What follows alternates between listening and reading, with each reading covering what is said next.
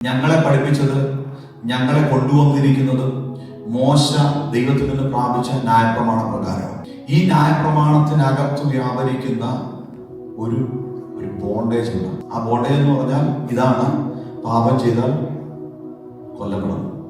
Bondage എന്ന് പറഞ്ഞു കഴിഞ്ഞാൽ പാപം ചെയ്യുന്ന മനുഷ്യൻ മരിക്കണം. ഇതാണ് ദൈവത്തിന്റെ കൽപ്പന, എഴുതി കൊടുത്ത കൽപ്പന.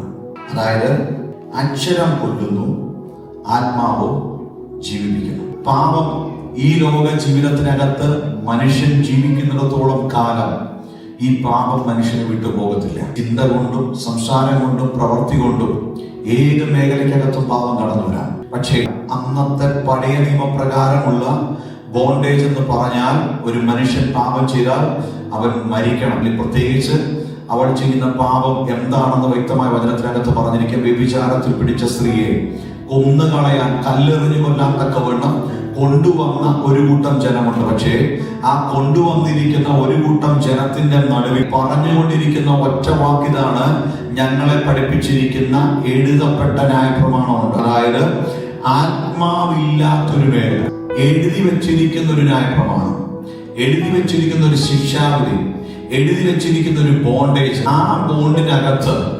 എന്താണോ സംഭവിക്കുന്നത്, പാപം ചെയ്താൽ അത് പാപിനിയായ സ്ത്രീ ആണെങ്കിൽ വ്യഭിചാരത്തിൽ പിടിച്ചാൽ മരിച്ചിരിക്കണം. പക്ഷേ ആത്മാവിന്റെ ശുശ്രൂഷയ്ക്കകത്തേക്ക് യേശു കർത്താവ് കയറി വന്നപ്പോ അവിടെ ശിക്ഷാവിധി ഉണ്ടായിരുന്നില്ല.